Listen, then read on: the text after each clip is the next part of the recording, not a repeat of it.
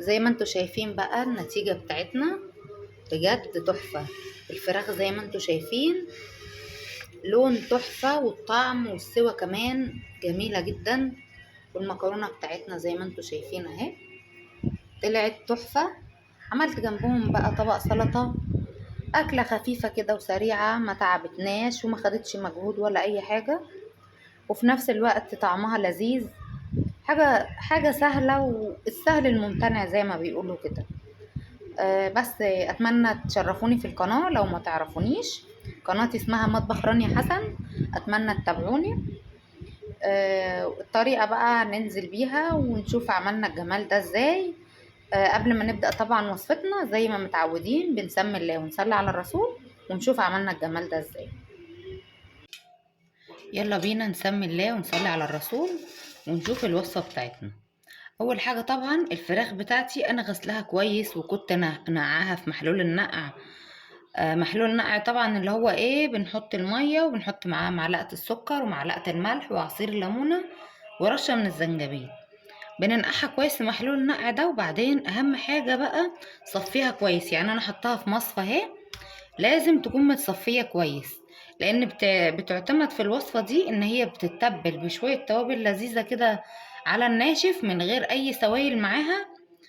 يلا بينا من غير ما نتكلم كتير نبدأ على طول في الوصفة. انا بجيب بقى الحاجة اللي هشتغل فيها اللي هتبل فيها. بننزل بالفراخ بتاعتنا، بنتبلها بقى بحبة توابل كويسة كده. يعني التوابل اولا التوابل اللي انت بتحبيها، يعني اعتمدي في اي وصفة في توابل كده. ساعات بيبقى كل واحدة مننا ليها خلطة توابل كده هي بتفضلها في كل الاكلات. فانا برضه هقولك التتبيلة بتاعتي واللي انت بتحبيه حطيه. اول حاجة طبعا بنحطها معانا هي الملح، معلقة صغيرة ملح كده. وطبعا الاساسي اللي معانا في كل حاجة الفلفل الاسمر. التوابل بتاعتنا كلها بتتحط على الفراخ على الناشف زي ما انت شايفه كده، انا ما حطيتش اي سوائل. حط كمان نص معلقه كده من السبع بهارات.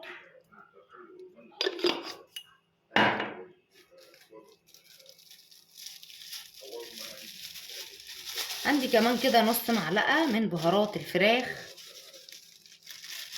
لو مش موجوده مش هتأثر يعني على الوصفه.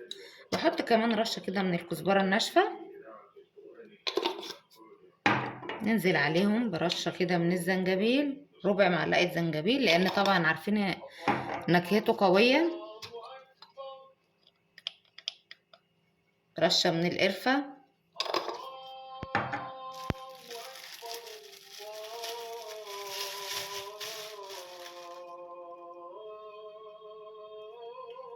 شويه زعتر بقى كده اهو، زعتر حلو كده عرايشي. انا بحب افركه كويس كده بايدي الاول. بنزل عليهم كمان كده برشه من الكركم، لو في كاري حطي، انا الكاري عندي خلصان. واحط كمان شويه كده بابريكا، نص معلقه بابريكا.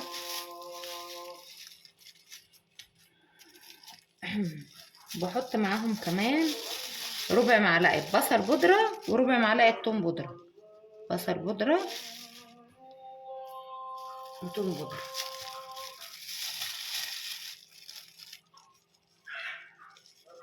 نعمل ايه بقى في التتبيله الجميله دي؟ عايزاكي بقى تبلي الفراخ كويس بكل التوابل دي، تشرب كويس. بصي اعملي لها مساج كده لحته الفرخه. انا عايزه اللحم كله يشرب من التوابل.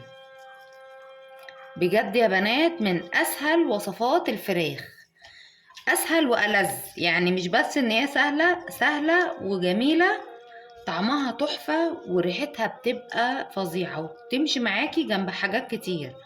تمشي جنب رز ماشي، جنب مكرونه ماشي. حابه تحطي في قلبها بطاطس، تخرطي مكعبات بطاطس. حابه تحطي فيها جزر، كوسه، اللي انت حباه. التتبيله دي بتمشي معاكي حاجات كتير قوي. بعد بقى ما بنتبلها كده، انا بحب اركنها في التتبيله دي كده مش اقل من ساعتين. لو انت مستعجله وحابه تشتغلي على طول ماشي، بس للامانه اما بتتبل وتتركن في التتبيله بتبقى احسن بكتير طبعا. هركنها بقى في التتبيله واما اجي اعملها ارجع معاكم تاني. دلوقتي بقى كده بعد ما ركنا الفراخ، مولعه بقى طبعا على الطاسه عندي تسخن، والفراخ بتاعتي بعد ما اتبلت واتركنت في التتبيله ساعتين، الطاسه عندي سخنه ومولعه على الحله اللي هعمل فيها المكرونه كمان، يبقى هنشتغل الاتنين مع بعض. بحط كده معلقه سمنه في الطاسه طبعا عايزاها سخنه كويس، بننزل بمعلقه سمنه كده كويسه على الطاسه، وبرده بحط في حله المكرونه معلقه سمنه. نشتغل كده في الاتنين مع بعض. النهارده دي كده اكله المستعجلين. بحط كمان معلقه زيت على المكرونه ومعلقه زيت للفراخ، ومجهزه معايا بصل مقطعاه تقطيع صغير، ومجهزه معايا فلفل حار هنا مقطعاه برضو. نسمي الله كده ونبدا بقى. طبعا انا عايزه الطاسه بتاعتي تسخن كويس جدا، عايزه السمنه تسخن حلو، لان الفراخ هحطها عايزه اول ما انزل بالفراخ تاخد الصدمه الجميله، ومش هننزل بالفراخ كلها مره واحده. نسمي الله كده ونشوف. بسم الله الرحمن الرحيم. بسم الله. انا عايزه اسمع صوت الطشه ده بقى، وما تنزليش بالفراخ كلها مره واحده علشان الطاسه ما تبردش منك. المكرونه النهارده انا هجرب اعمل معاكم المكرونه دي، انا اول مره اجرب المكرونه دي ان انا اعملها محمره، المكرونه اللي هي القواقع دي. انا بحب الشكل ده قوي، فهجربها كده في التحمير هشوفها هتعمل ايه. انا وحظي بقى النهارده.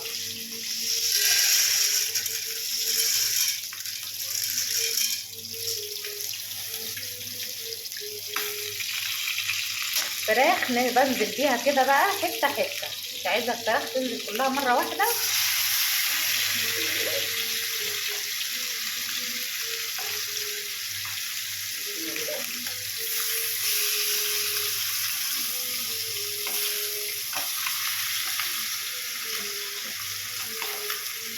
طبعا انا هاخد اللون اللي انا هبقى راضيه عنه، الفراخ دي مش هتتحمر، احنا هنستكفى باللون ده، مش هنقعد نقلب فيها بقى. انا عايزه اسيب الفراخ لغايه ما تاخد الصدمه ايدينا مع المكرونه، علشان انا عايزه المكرونه كلها تاخد لون واحد.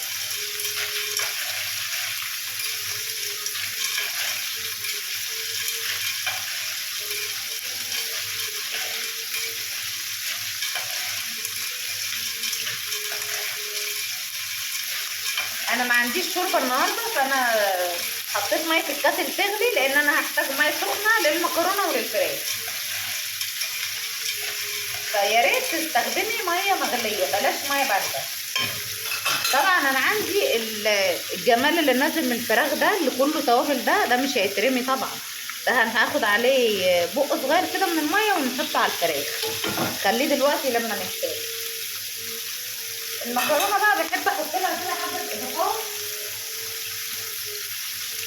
بحب احط لها فصين كده من الحبهان، بيدوا لها ريحه جميله قوي. برده نحط فصين من الحبهان للفراخ وهي بتتشوح، ريحه الحبهان تطلع مع السمنه والزيت كده، بتلاقي الفراخ في حته ثانيه خالص.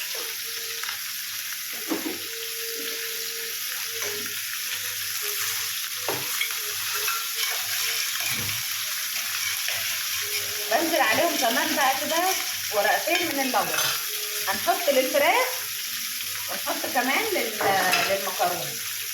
يبقى ادي اهي ورقه كبيره اهي للمكرونه، ومع الفراخ اهو حطينا ورقتين، بيخلي الحته حلوه جدا. انزل كمان بمكعب كده مرقه مع المكرونه، مش عارفه اصلا الصوره واضحه ولا ايه،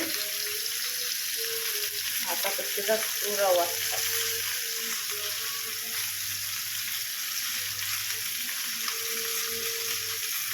تحمير المكرونه لازم طول ما المكرونه بتتحمر ايدك فيها، ما تسيبيهاش وتبعدي عنها، علشان تلاقي المكرونه كلها تاخديها نفس اللون، ما نلاقيش حبايه غامقه وحبايه فاتحه، تبقى كلها لون واحد. طبعا مركزين مع الفراخ بتاعتنا، احنا عايزينها توصل للون اللي احنا عايزينه. نبدا نقلب. شايفين اللون الجميل ده؟ احاول اقرب للكاميرا. اللون الجميل ده انا عايزاها بقى باللون الحلو ده. طبعا تاخد الصدمه من كل الجناب. الريحه يا بنات مش قادره اوصف لكم، يا ريت التليفون يكون بيبين الريحه. ريحه بجد خطيره خطيره. ندي الفراخ برضو الصدمه من الجنب التاني.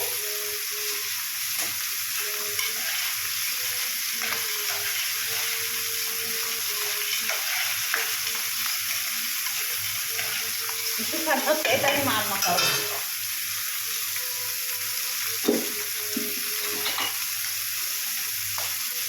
ننزلي بقى عليها برشه من الكمون ورشه من الفلفل الاصفر. نرجع نشوح تاني.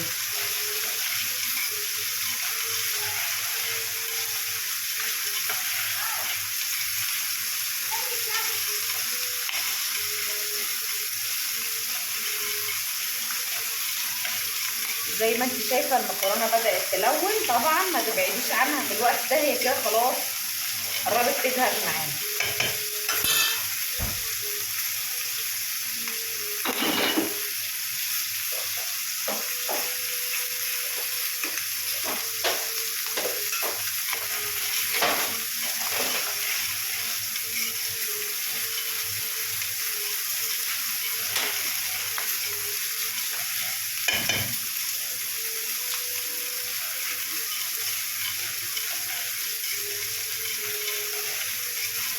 الفراخ بالطريقه دي يا بنات بجد بتبقى جميله جدا.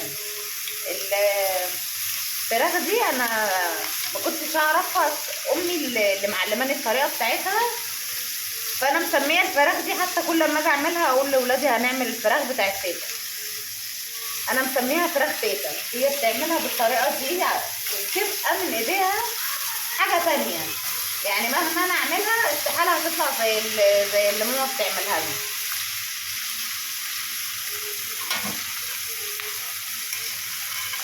المكرونه بدات تاخد اللون الذهبي. عندي بقى هنا كده البصل اللي انا فرماه، احط يا دوبك معلقه كده، معلقه كبيره من البصل اللي احنا فرمينه مع بعض ده.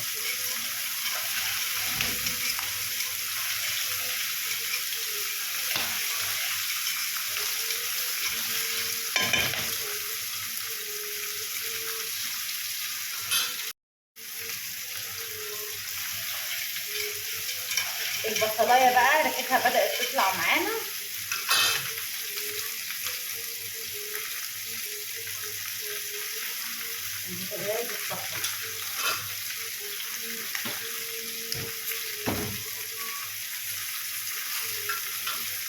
هنزل بقى على الفراخ بتاعتي في الوقت ده. الفراخ كده خدت لون من كل ناحيه. هنزل بالبصل بتاعنا ده. انا عايزه برضو البصل ياخد صدمه كده معانا. والمكرونه خلاص كده انا عايزه استكفى باللون الذهبي الجميل ده. زي ما انتم شايفين كده اللون ده. هنزل عليها كده بمعلقه من الصلصه.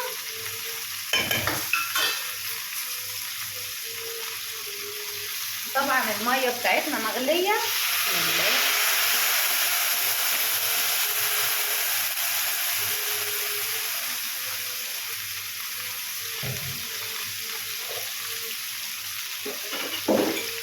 نظبط الملح.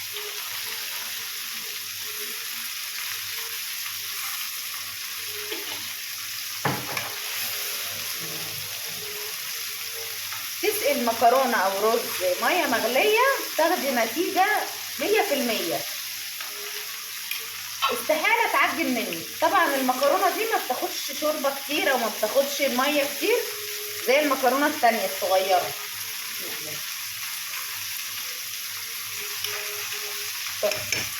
نركن بقى دي وخلينا دلوقتي بقى مع الفراخ. بسم الله. انا عايزه بقى البصل ياخد صدمه هو كمان. هعمل ايه بقى دلوقتي؟ انا هنشل الفراخ هنشيل الفراخ، هدي فرصة للبصل انه ياخد صدمة هو كمان زي ما انت شايفة كده. سكر الصورة.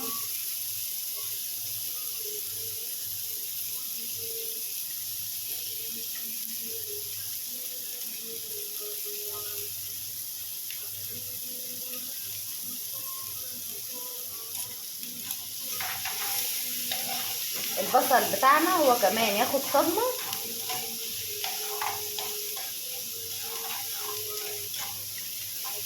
طبعا عندي المية المغلية يا دوبك، بس البصلة خدت الصدمة معانا اهي. هرجع الفراخ بتاعتنا تاني وهنزل بقى عليهم بالفلفل الحار اللي احنا مخرطينه مع بعض. ادي الفلفل بتاعنا، وهنزل عليها بقى بشويه ميه مغليه. انا عايزه طبعا اخد الصوص الجميل اللي طالع منها ده اللي كله توابل، هنزل عليه بشويه كده من الميه المغليه اخده على الفراخ. الفراخ دي انا مش عايزاها تكون طريه، فانا هحط حبه ميه يا دوبك على قد السوا بتاعها. يعني انا مش عايزاها ان هي تبقى فيها صوص كتير كده تبقى طريه، لا، انا عايزاها تكون ماسكه نفسها كده، وفي نفس الوقت الصوص بتاعها ده هي تستوي فيه وتشربه. غطسها بقى كويس كده مع الجمال ده.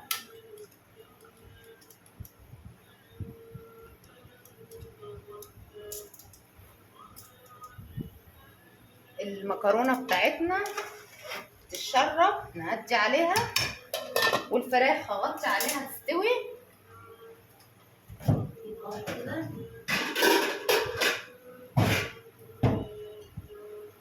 طبعا الميه اللي محطوطه على الفراخ دي ميه سخنه، فاوريدي هي بتغلي. انا يا دوبك ايه، مش عايزاها بقى تستوي على نار عاليه قوي، انا ههدي النار شويه واسيبها تستوي براحتها تكمل سوا، وهرجع لكم تاني. زي ما انت شايفه بقى كده اهو المكرونه بتاعتنا اتشربت. على فكره هتبقى تحفه. المكرونه اتشربت معانا اهي، وبدات اهدي عليها تستوي بقى براحتها على نار هاديه. ونبص على الفراخ كده، بسم الله، تحفه يا بنات. الريحه خطيره خطيره. بس لسه بقى هنسيبها تشرب الصوص اللي فيها ده وتستوي براحتها ونرجع تاني. يلا بينا بقى نشوف كده الجمال بتاعنا ده. بسم الله بسم الله. اظن واضح من غير ما نتكلم. بصوا على منظر الفراخ، اللون، والفراخ بتاعتنا استوت. انا مش مالكه اقطع بايد واحده.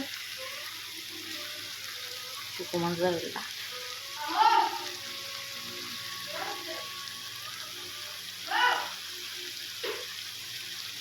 خطيره. نبص كده على المكرونه. بسم الله الرحمن الرحيم. المكرونه بقى تتاكل سخنه، نشوفها هي كمان استوت ولا ايه.